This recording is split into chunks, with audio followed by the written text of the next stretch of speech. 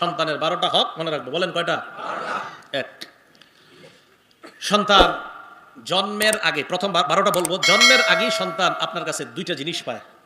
1 number, একটা ভালো মা সন্তান আপনার কাছে চায়, আমার একটা ভালো মা লাগবে, এটা এখনো দুনিয়াতে আসে নাই কিন্তু। 2 নাম্বার, সন্তানের আরেকটা অধিকার নেককার সন্তানের জন্য। প্রথম হলো ভালো মা। বুখারী শরীফের 5090 নম্বর হাদিসের মধ্যে আসছে, রাসূল সাল্লাল্লাহু আলাইহি সাল্লাম বলেন, তুনকাহুল মারআতু লিআরবাঈন, 4টি গুণ দেখে নারীকে বিয়ে করা হবে। 1 নাম্বার লিমালিহা, সম্পদ দেখে। এজন্য যৌতুক চান নাকি? না, যৌতুক হারাম। সবাই জোরে বলেন, যৌতুক হারাম। 1 নাম্বার লিমালিহা, সম্পদ দেখে। 2 নাম্বার ওয়ালি হাসাবিহা, বংশ দেখে। 3 নাম্বার ওয়া জামালিহা, সৌন্দর্যতা দেখে। 4 নাম্বার ওয়ালি দীনিহা, দিনদারিতা দেখা। নবী বলেন ফাসফার বিজাতিদ্দিন, তুমি দিনদারিতা প্রাধান্য দিয়ে দাও। তারিবাত ইয়াদাকা, যদি দিনদারিতা প্রাধান্য না দাও, তোমার 2 হাত ধুলোই দূষিত হোক, তুমি ধ্বংস হও, নাউজুবিল্লাহ। দিনদারিতা প্রাধান্য দেওয়া। মুসলিম শরীফের 3535 নম্বর হাদিসের বর্ণনা। قال رسول الله صلى الله عليه وسلم الدنيا متاع وخير متاع الدنيا المرأة الصالحة। পুরা দুনিয়াটা হলো ভোগের জায়গা, দুনিয়ার মধ্যে সবচেয়ে শ্রেষ্ঠ সম্পদ হলো একজন নেককার নারী। কারো জীবনে যদি নেককার বিবি মিলে যায়, বুঝতে হবে আপনার জীবনে আল্লাহ আপনাকে শ্রেষ্ঠ সম্পদের মালিক বানিয়ে দিয়েছেন। সন্তান আপনার কাছে এটা চায় যে আমার বাবা যিনি হবেন, আপনি আমার জন্য একটা ভালো মা নিয়ে আসবেন, এটা জন্মের আগে। 2, আপনি পবিত্র সম্পর্ক স্থাপনের মাধ্যমে যে সন্তান কামনা করবেন, তখন একটা দোয়া পড়তে হবে আপনার। সহিহ বুখারীর বর্ণনা, রাসূল সাল্লাল্লাহু আলাইহি সাল্লাম বলেন, তোমাদের কেউ যখন তার বিবির কাছে আসবে, তখন পড়বে বিসমিল্লাহি আল্লাহুম্মা জান্নিবনা শাইতান। বিসমিল্লাহটা তো মনে রাখতে পারবেন, এরপরে আরবিটা মনে রাখতে পারলে ভালো, না পারলে বাংলাটা। আল্লাহুম্মা জান্নিবনা শাইতান, আল্লাহ তুমি আমাদের থেকে শয়তানকে দূরে রাখো, আমাদেরকে শয়তান থেকে দূরে রাখো। ওয়া জান্নিবিশ শাইতান মা রাযাকতানা, আমাদেরকে যেই সন্তান দিবা ওই সন্তান থেকেও শয়তানকে তুমি দূরে রাখো। ফাকুদিয়া বাইনাহুমা ওয়ালাদ। এই দোয়া করার পর, তাদের পবিত্র সম্পর্ক স্থাপনের পর যদি সন্তানের ফয়সালা হয়ে যায়, লাম ইয়াদুররুহু শাইতান, কোন বর্ণনায় লাম ইয়াদুররুহু শাইউন, এই সন্তানকে শয়তান কোনো ক্ষতি করতে পারবে না। এইটা হলো বিয়ের আগে, মানে জন্মের আগে। এবার জন্মের পরে সন্তানের 12টা অধিকার আপনার কাছে পায়। বলেন কয়টা অধিকার? 1 নাম্বার, প্রথম অধিকার, সন্তান জন্মের পরে ফেসবুকে একটা ছবি তুলেই আপলোড করবেন আসার আগে দুনিয়াতে। এটা প্রথম অধিকার। এটা এখনো বাইরে, মানে আসতেছে না এখনো, ওই আপনার ওই রুমে রয়েছে এখনো, যে রুমে আপনার বাচ্চাটা হয়েছে, ওখান থেকে আসার আগে দেখাও যাইতেছে যে মা ছেলে সাথে পাশে আছে, ওই মায়েরও যে এখনো পরিষ্কার করা হয়নি, দেখেও বোঝা যাচ্ছে, ছবি দিয়ে দিছে ফেসবুকে। এটা হলো প্রথম অধিকার। এটাই তো করতেছে সবাই। এই অধিকার ম্যাক্সিমাম লোক এই অধিকারটা পালন করতেছে। নষ্ট করে দিয়েন না, সন্তানের জীবনগুলো নষ্ট করে দিয়েন না। 1 নাম্বার, কানে আজান দিবেন। বলেন কি দিবেন? আজান, প্রথম কাজ। ছেলে হলে আজান দিবেন, মেয়ে হলে কাউরে জানাইবেন না কথাটা, নাকি? ছেলে হলো আজান, মেয়ে হলে আজান। মেয়ে হলে চেহারা কালো হয় অনেকের, হয় কোরআনে বলছে আল্লাহ, আপনি না বললেও হয়। সূরা নাহলের 58 নম্বর আয়াতে আল্লাহ বলছেন, ওইজা বুশশিরা আহাদুহুম বিল উনসা যাল্লা ওয়াজহুহু মুসওয়াদ্দা হুয়া কাযিম। ভাই, কিছু মানুষকে কন্যা সন্তানের সুসংবাদ দিলে চেহারাটা কালো হয়ে যায়, কপালটা কুঁচকায়, না ভালো লাগে না, পছন্দ হয়নি। ছেলে হলো আজান, মেয়ে হলো আজান, প্রথম কাজ। দলিল আবু দাউদ শরীফের 5105 নম্বর হাদিস। উবাইদুল্লাহ ইবনে আবি রাফি' থেকে বর্ণনা, তিনি বলেন, রাআইতু রাসূলুল্লাহ সাল্লাল্লাহু আলাইহি ওয়াসাল্লাম আযানা ফি উযুনিল হাসান ইবনে আলী ইবনে আবি তালিব রাদিয়াল্লাহু তাআলা আন হিনা ওয়ালাদাতু ফাতিমা বিস-সালাত। উবাইদুল্লাহ ইবনে আবি রাফি' বলেন, আমি আল্লাহর নবীকে দেখলাম, হাসান রাদিয়াল্লাহু তাআলা আন যেদিন জন্মগ্রহণ করলেন, নামাজের আজানের মতো আল্লাহর নবীকে আমি দেখলাম, নামাজে যেই আজান দেওয়া হয় অবিকল ওই আজান নবী হাসানের কানের মধ্যে দিলেন। নবীজি আজান দিস, নবীজি। তাহলে প্রথম অধিকার আজান। এই আজানটা ওর কানে, প্রথমে আল্লাহ শব্দটা ওর কানে দিবেন, আল্লাহ কবুল করেন, আমিন। 2 নাম্বার, তাহনিক করানো। বলেন কি করানো? তাহনিকটা আগে বুঝেন, পরে দলিল দিচ্ছি। একজন আল্লাহওয়ালার কাছে নিয়ে যাবেন, বর্তমানে তো নিয়ে যাওয়া যদি কষ্টকর হয়, যদি কোনো আল্লাহওয়ালা রাজি হয় তো আল্লাহওয়ালাকে নিয়ে গেলেন দাওয়াত দিয়ে, বাকি না নিয়ে আপনি ওনার কাছে নিয়ে যাওয়াই ভালো।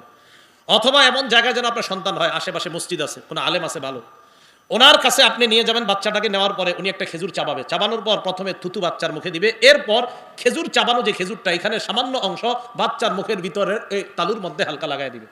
এটাকে বলা হয় তাহনিক। বুখারী শরীফের 3909 নম্বর হাদিস। আসমা বিনতে আবু বকর রাদিয়াল্লাহু তাআলা আনহুমা, মানে আবু বকর সিদ্দিক রাদিয়াল্লাহু তাআলা আনহুর কন্যা আসমা, তিনি বলেন, আন্নাহা হামালাত বি আব্দুল্লাহ ইবনে জুবাইর রাদিয়াল্লাহু তাআলা আন, আসমা রাদিয়াল্লাহু তাআলা আনহার পেটে যখন আব্দুল্লাহ ইবনে জুবাইর রাদিয়াল্লাহু তাআলা আব্দুল্লাহ ইবনে জুবাইর হলেন একজন ঐতিহাসিক সন্তান। কি সন্তান? উনি ঐতিহাসিক হওয়ার কারণ আছে ওনার। আসমা বিনতে আবু বকর বলেন, আমি যখন আমার সন্তান আব্দুল্লাহকে পেটে নিলাম, খরজতু আনা মুতিম্মুন, আমি মদিনায় হিজরতের জন্য বের হলাম। এমন অবস্থায় আমি আসন্ন প্রসবা, মানে যে কোনো সময় বাচ্চা হয়ে যেতে পারে, এমন অবস্থায় আমি মদিনায় রওনা করলাম। ফাতাইতুল মাদিনাতা ফানাজালতু বিকুবা, মদিনায় আসলাম, কুবায় অবতরণ করলাম। মদিনায় এসে কুবায় অবতরণ করার পর ফাতাইতু বিহিন ফাওয়ালাতুহু, আমি আমার সন্তানকে প্রসব করলাম। ফাতাইতু বিহিন নাবিয়্যা সাল্লাল্লাহু আলাইহি ওয়াসাল্লাম, আমি সন্তানটাকে নিয়ে আল্লাহর নবীর কাছে গেলাম। ফাওয়াদাতুহু ফি হাজরিহি, আল্লাহর নবীর কোলে দিলাম। ফাদা বিতামরা, নবী খেজুর আনলেন। ফামাদাগাহা, খেজুর চাবাইলেন। সুম্মা তাফালা ফি ফিহি, আল্লাহর নবী তার থুতু মোবারক আমার সন্তানের মুখের মধ্যে দিয়ে দেয়। ইতিহাসের মধ্যে আসছে, বুখারীর বর্ণনায় আসছে, ফাকানা আউয়ালা শাইইন দাখালা জাওফা আব্দুল্লাহ রিকু রাসূলিল্লাহি সাল্লাল্লাহু আলাইহি ওয়াসাল্লাম, আব্দুল্লাহ ইবনে জুবাইরের পেটে দুনিয়ার কোনো খাবার যায় নাই, সর্বপ্রথম আল্লাহর নবীর থুতু মুবারক তার পেটে যায়। দুনিয়াতে আসার পর নবীর থুতু সর্বপ্রথম তার পেটে যায়। ভাবা যায় কত বড় ফজিলতের কাজ। নবীজির থুতু মুবারক সর্বপ্রথম আব্দুল্লাহ ইবনে জুবাইরের পেটে গেছে। হাদিসের শেষে আসছে, ফাকানা আউয়ালা মাউলুদিন ওয়ালিদা ফিল ইসলাম, মুসলমানরা মদিনায় হিজরত করে যাওয়ার পর কারো সন্তান হয় না। কাফেররা বলাবলি করতে লাগলো, এইগুলা মনে হয় যত খারাপই আছে সব মদিনায় নিয়ে আসছে, নাউজুবিল্লাহ। এই মদিনায় মুসলমানরা যাওয়ার পর সর্বপ্রথম যেই সন্তানটা হয়েছে মুসলমানের, তার নাম আব্দুল্লাহ ইবনে জুবাইর। এই জন্য উনি একজন ঐতিহাসিক সন্তান। মনে থাকবেনি, এই আব্দুল্লাহ ইবনে জুবাইর মুসলমানদের প্রথম সন্তান কখন? মদিনায় যাওয়ার পর। তাহলে 2 নাম্বার তাহনিক করা। তাহনিকটা মনে থাকবে সবার। আবু মুসা রাদিয়াল্লাহু তাআলা আনহু একটা বর্ণনা আছে সহিহ বুখারীর 5467 নাম্বার হাদিস। তিনি বলেন, ওয়ালিদালি ওয়ালাদুন, আমার একটা সন্তান হয়েছে, ছেলে হয়েছে। ছেলে হওয়ার পর আমি আল্লাহ নবীর কাছে নিয়ে গেলাম। নেওয়ার পর আল্লাহ নবী তাকে তাহনিক করাইলেন। সাম্মাহু ইব্রাহিম, তার নাম ইব্রাহিম রাখলেন। এই হাদিস থেকেও বোঝা যায় আল্লাহ নবী তাহনিক করাইলেন। তাহনিক মানে খেজুর চাবাবে, চাবানোর পর প্রথমে থুতু দিবে, দেওয়ার পর এরপর চাবানো খেজুরের সামান্য অংশ দাঁতের মাড়ির মধ্যে লাগায় দিবে, মুখের মাড়িতে। তো 2 নাম্বার তাহনিক করা। 3 নাম্বার, আমরা যারা নবজাতককে দেখতে যাব, ফেসবুকে ছবি টুবি না তুইলা আমরা তার জন্য বরকতের দোয়া করব। বলেন কিসের দোয়া? মনে রাখবেন, প্রত্যেকটা নবজাতক দুনিয়াতে আসার পর তারে যারা আমরা দেখতে যাই, সে আমাদের কাছে পাওনা। ও দুনিয়ার মানুষ, তোমরা আমাকে যারা দেখতে আসছো, আমার জন্য বরকতের দোয়া করো, এটা ওই নবজাতক আমাদের কাছে পাওনা। দলিল আবু দাউদ শরীফের 5106 নম্বর হাদিস। আন আয়েশা সিদ্দিকা রাদিয়াল্লাহু তাআলা আনহা ক্বালাত, আম্মা জান আয়েশা বলেন, কানা রাসূলুল্লাহ সাল্লাল্লাহু আলাইহি ওয়াসাল্লাম ইউতা বিসসিবিয়ান।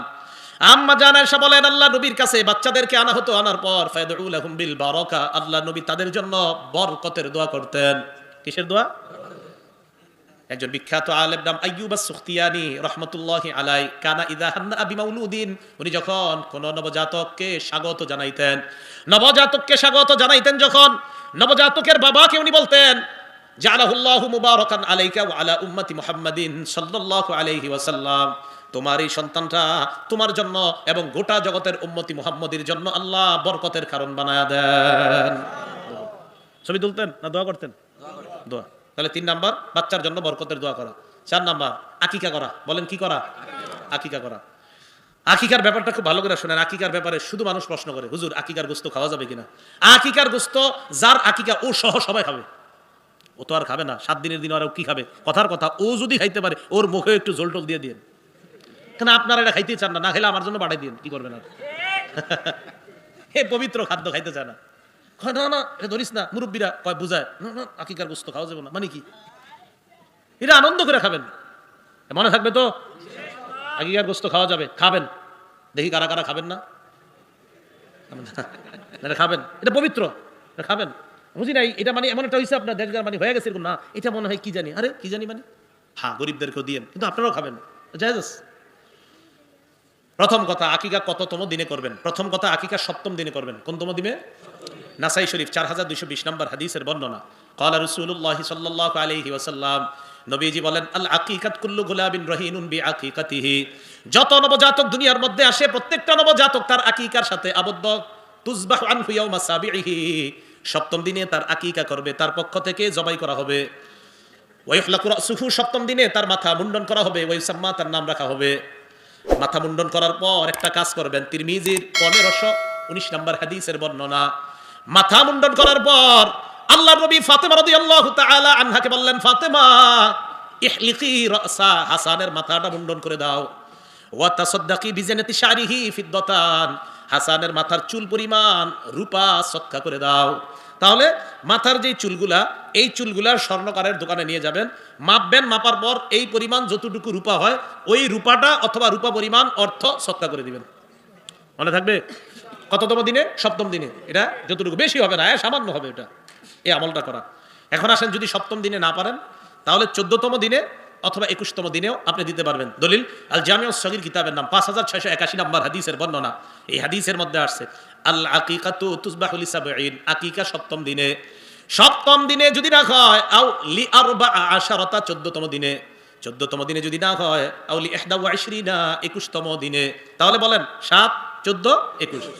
এরপরে যদি কারো সামর্থ্যের অভাব হয় সেক্ষেত্রে কি করবেন? পরে দিয়ে নিন। সামর্থ্যের অভাব, এখন টাকা নাই, তাহলে পরে দিয়ে দিন। এটা দেওয়া ভালো। তিরমিজি শরীফের 1515 নম্বর হাদিসের মধ্যে আসছে, রাসূল সাল্লাল্লাহু আলাইহি সাল্লাম বলেন, মাল গুলামি আকিকা, প্রত্যেকটা বাচ্চার সাথে আকিকা থাকে।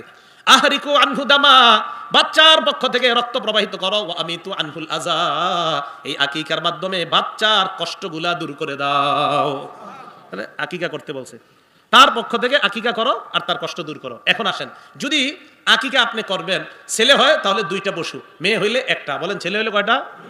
মেয়ে হইলে একটা।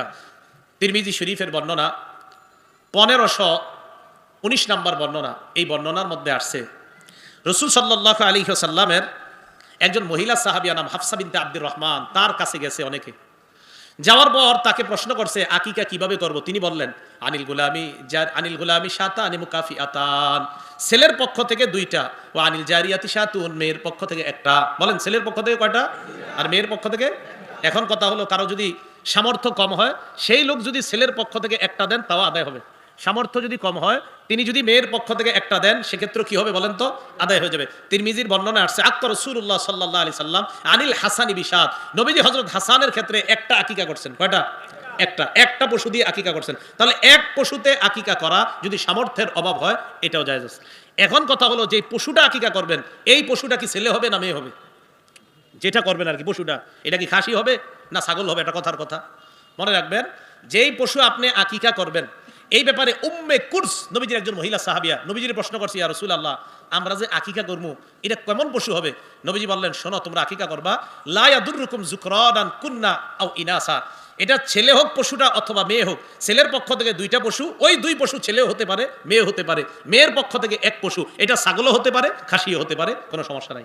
তাহলে ছেলে হোক মেয়ে হোক, তাদের পক্ষ থেকে যদি আকিকা করেন, ছেলের পক্ষ থেকে যে 2 পশু আকিকা করবেন, ওই 2 পশু ছেলেও হতে পারে মেয়ে হতে পারে, মানে নর হতে পারে মাদিও হতে পারে। মেয়ের পক্ষ থেকে একটা, এটাও নর হতে পারে মাদি হতে পারে। তিরমিজি শরীফের 1513, 1514, 1515, 1516 সবগুলো হাদিস আকিকার ব্যাপারে। এ হলো 4 নাম্বার। 5 নাম্বার, সুন্দর নাম রাখা। বলেন, কি রাখা? একটা সন্তান তার বাবার কাছে, তার পরিবারের কাছে এটা পাওনা, যে আমার নাম আপনারা বল্টু রাখবেন না, সল্টু রাখবেন না, সুন্দর নাম রাখবেন, এটা পাওনা। বাইহাকি শরীফ 11 নম্বর খন্ড 133 নম্বর পৃষ্ঠা।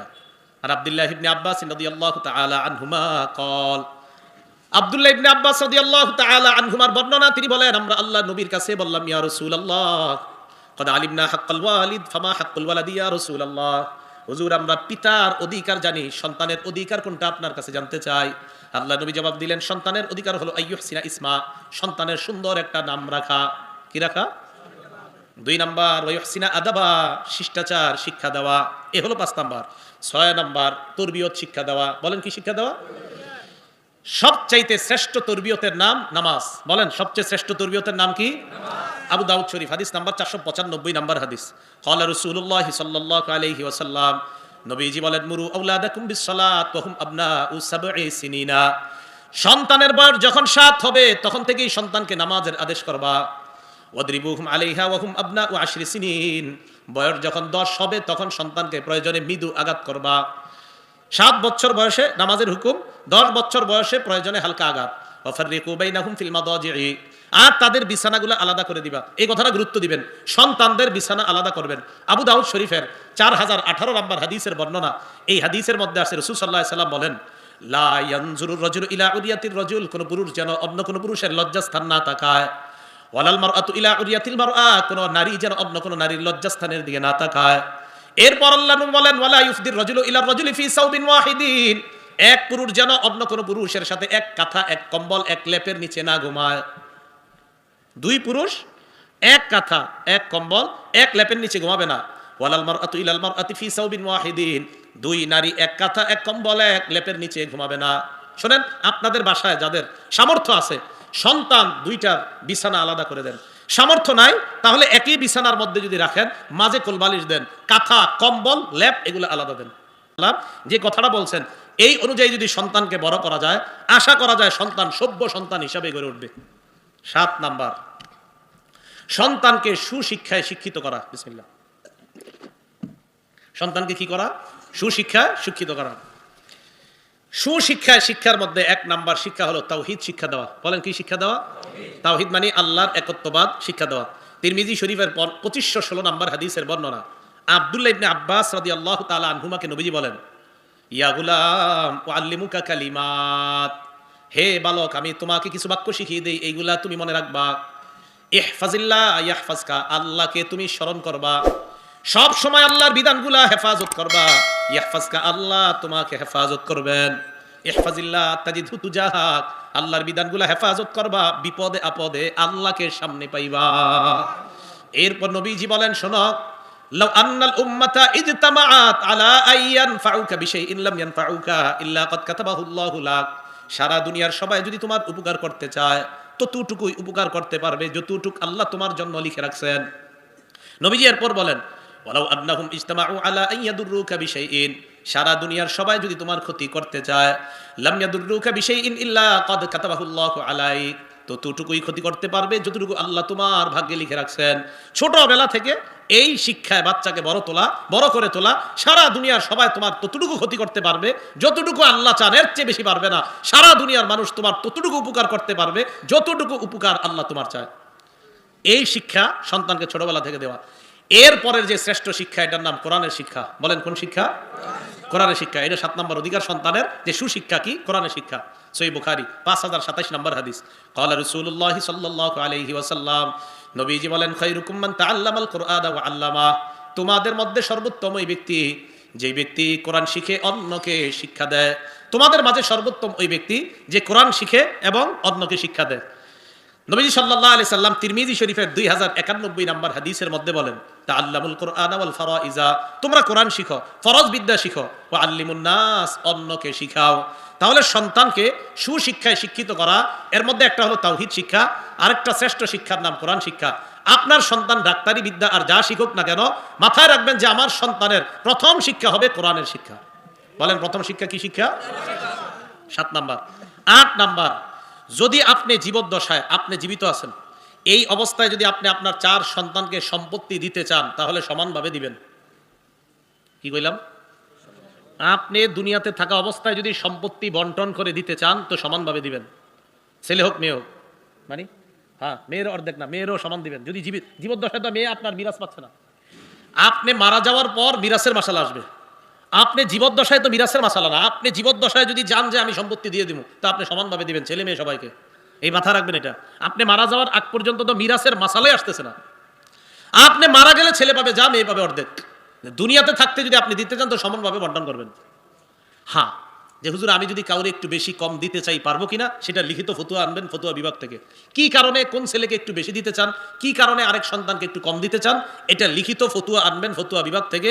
এরপর আপনি কম বেশি দিবেন। সাবধান, মাথায় রাখবেন, আপনার প্রথম দায়িত্ব জীবদ্দশায় যদি দিতে চান সমানভাবে দিবেন।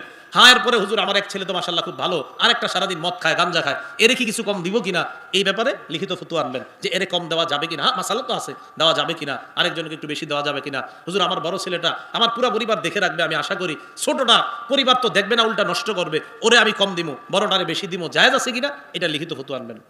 কিন্তু প্রথম কথা হলো সন্তানকে সমানভাবে বন্টন করা, এটা হলো বক্তব্য যদি জীবদ্দশায়। মুসলিম শরীফের 1623 নম্বর হাদিস। নু'মান রাদিয়াল্লাহু তাআলা আন, ওনার আব্বার নাম বশির। বলেন কি নাম? এই বশির রাদিয়াল্লাহু তাআলা আন ওনার ছেলে নোমানকে আল্লাহ রাসূলের কাছে নিয়ে গেলেন। আল্লাহ নবীর কাছে নিয়ে যাওয়ার পর বললেন, ইয়া রাসূলুল্লাহ ইশহাদ আন্নী নাহালতু নু'মানা কাযা ওয়া কাযা।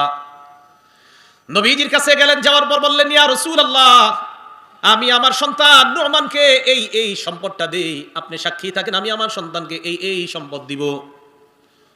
নবীজি বলেন তুমি তোমার সন্তানকে দিয়ে দিছো? কয় হ্যাঁ। আমার সাক্ষী বানাই দইছে? কয় হ্যাঁ। নবীজি বললেন নাহালতা মিসনামা নাহালতা নোমান, তোমার অন্যান্য সন্তানদেরকে নোমান রে যা দিছো তা দিছো কিনা? তুমি যে নোমান রে দিয়ে দিলে এত কিছু অন্য সন্তান করে দিছো? কয় জি না। নবীজি বললেন ফাশহাদ আলা হাযা গায়রি, তাহলে আমার সাক্ষী বানাও না, অন্য কাউরে সাক্ষী রাখো। আমি পারবো না, অন্য কাউরে সাক্ষী রাখো। এরপর নবী বললেন আয়াসুরুকা ইয়াকুনু ইলাইকা সাওয়াআন ফিল বিররি, তুমি কি চাও তোমার সব সন্তান তোমার সাথে ভালো ব্যবহার করুক? কয় জি এটা চাই। কয় সন্তানরা ভালো ব্যবহার করুক সবাই সমানভাবে, এটা যদি চাও তাহলে সম্পদ কেন সমান দিবা না? তুমি চাও যে তোমার 4 সন্তান তোমার প্রতি সমানভাবে ভালো ব্যবহার করুক, তো 4 সন্তানকে মানে এটা কথার কথা তোমার সব সন্তান তোমার প্রতি ভালো ব্যবহার করুক যখন তুমি চাও, তো সম্পদ কেন সমানভাবে দিবা না? যদি তুমি চাও যে সবাই ভালো ব্যবহার করুক তো সমানভাবে দাও। আমি কিন্তু আবার বলছি, যদি কম বেশি দিতে চান ফতুয়া বিভাগ থেকে ফতুয়া আনবেন। হ্যাঁ, তো নবীজি সাল্লাল্লাহু আলাইহি সাল্লাম বললেন তুমি কি অন্য সন্তানদেরকে দিছো? কয় না। তাহলে সাক্ষী অন্য কাউরে রাখো। এই 8 নাম্বার অধিকার, সন্তান আপনার কাছে সম্পদ পাবে। যদি কম দেন, কেন কম দিবেন এটা আলেমদেরকে জানাইতে হবে। 9 নাম্বার, সন্তানের বয়স হলে, বিয়ের বয়স হলে বিয়ে করাই দিবেন। বিয়ের বয়স হলে, হ্যাঁ, মুসনাদে আহমদের বর্ণনা, যদি বয়স হওয়ার পরেও বিয়ে না করান, নবীজি সাল্লাল্লাহু আলাইহি সাল্লাম বলেন সন্তান হইলে সুন্দর নাম রাখবা, ফাইদা বালাগা ফালইউজাউইজহু, বালেগ হইলে বিয়ে করায় দাও। এরপর আল্লাহ নবী বলেন ওয়াইন বালাগা ওয়ালাম ইউজাউইজহু, যদি বালেগ হওয়ার পর কোনো বাবা তার সন্তানকে বিয়ে না করায়, ফাআসাবা ইসমান, যদি গুনাহ করে, ফাইন্নামা ইসমুহু আলা আবি, ওই গুনাহ বাপের উপর বর্তাবে। বালেগ হওয়ার পর যদি বিয়ে না করেন, এখন বলবেন হুজুর ছেলে বালেগ হয়েছে একটু কামাই রোজগার করুক, এখনই বিয়ে করামো, টাকা পয়সা তো বেশি নেই, তো মোবাইলটা 25,000 টাকা দিয়ে দিয়েছেন কেন? 25-এর সাথে আর কিছু মিলেলি তো বিয়ে হয়ে যায়।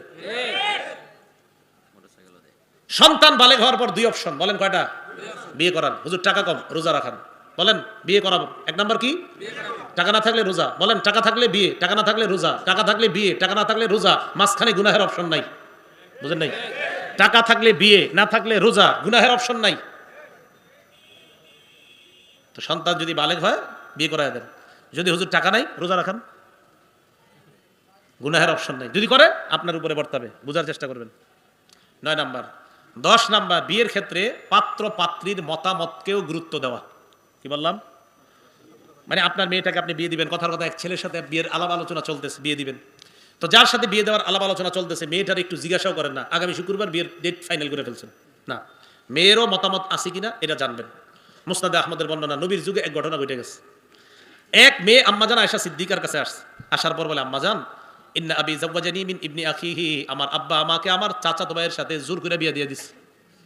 ওয়ানা কারিহা, আমি এই বিয়েতে রাজি ছিলাম না, আমার আব্বা আমাকে আমার চাচাতো ভাইয়ের সাথে জোর করে বিয়ে দিয়ে দিছে। দেখছেন এই যুগের ঘটনা ওই যুগেও ঘটতো।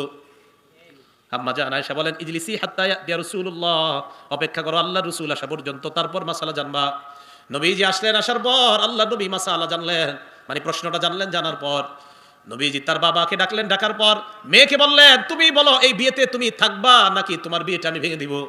মেয়েটা জবাব দিলেন আজাসতুমা সোনা আবি, আমার বাবা যা করছে এটার মধ্যে আমি অনুমোদন দিয়ে দিলাম, মানে বাবার কথাটা মেনে নিলাম। তবে ইয়া রাসূলুল্লাহ, আমি আপনার কাছে মাসালা এই কারণে জিজ্ঞাসা করলাম, কিয়ামত পর্যন্ত মেয়েরা যেন মতামত দেওয়ার যে একটা অধিকার আছে, এই অধিকার যেন প্রতিষ্ঠিত হয়ে যায়, এই কারণে আপনার কাছে আসছে। মেয়েদের অধিকার যেন প্রতিষ্ঠিত হয়, এই জন্য আপনি এটা বলে দেন, বাকি আমি ঠিক আছে আব্বার কথা মেনে নিছি। 11 নাম্বার, সন্তানের ভরণ পোষণের দায়িত্ব আপনার। আবু দাউদ শরীফের 1692 নাম্বার হাদিসের বর্ণনা, নবীজি সাল্লাল্লাহু আলাইহি সাল্লাম বলেন কাফা বিল মারই ইসমান আইয়ুদাইয়া মা ইয়াকুত, একটা বাবার জন্য খারাপ হওয়ার জন্য এতটুকুই যথেষ্ট, তার পরিবারের টাকা পয়সা সে জুয়া খেলায় আর খারাপ কাজে লাগায়, যেটা তার সন্তান পাইতো, যেটা তার বিবি পাইতো, এটা সে অন্য জায়গায় কাজে লাগায়, তাহলে ওইটা সন্তানের অধিকার, পরিবারের অধিকার আপনি অন্য জায়গায় নষ্ট করা। 12 নাম্বার অধিকার, সন্তানের জন্য বদদোয়া করবেন না। কি করবেন না? বদদোয়া করবেন না, দোয়া করবেন। আবু দাউদ শরীফের 1532 নাম্বার হাদিসের বর্ণনা, এই হাদিসের মধ্যে রাসূল সাল্লাল্লাহু আলাইহি ওয়াসাল্লাম বলেন লা তাদউ আলা আনফুসিকুম, নিজেদের বিরুদ্ধে বদদোয়া করবা না, ওয়ালা তাদউ আলা আওলাদিকুম, সন্তানদের বিরুদ্ধে বদদোয়া করবা না, ওয়ালা তাদউ আলা খাদামিকুম, কর্মচারীদের বিরুদ্ধে বদদোয়া করবা না, ওয়ালা তাদউ আলা আমওয়ালিকুম, সম্পদের বিরুদ্ধে বদদোয়া করবা না। নিজের বিরুদ্ধেও না, সন্তানের বিরুদ্ধে না, খাদেমদের বিরুদ্ধে না, সম্পদের বিরুদ্ধে না। নবীজি সাল্লাল্লাহু আলাইহি সাল্লাম সন্তানদের জন্য বদদোয়া করতে নিষেধ করলেন, তাদের জন্য দোয়া করা। এই 12টা অধিকার সন্তান আপনার কাছে পাও না। 1 নাম্বার তার কানে আজান দেওয়া, 2 নাম্বার তাহনিক করা, 3 নাম্বার তার জন্য বরকতের দোয়া করা, 4 নাম্বার আকিকা করা, 5 নাম্বার সুন্দর একটা নাম রাখা, 6 নাম্বার তরবিয়ত শিক্ষা দেওয়া, 7 নাম্বার সুশিক্ষায় শিক্ষিত করা, 8 নাম্বার সমানভাবে সম্পদ তাদেরকে দেওয়া, জীবদ্দশায় যদি দিতে চান। 9 নাম্বার আপনার সন্তানের বিয়ের বয়স হলে বিয়ে করায় দেওয়া। 10 নাম্বার সন্তান বিয়ের ক্ষেত্রে তাদের মতামতকে গুরুত্ব দেওয়া। 11 নাম্বার সন্তানের অধিকার ভরণ পোষণের দায়িত্ব আপনি নেওয়া অন্তত বালেগ হওয়া পর্যন্ত। 12 নাম্বার সন্তানের বিরুদ্ধে বদদোয়া না করা। সন্তান যারা আছি আমরা পিতামাতার অধিকারগুলো আদায় করব, পিতামাতা যারা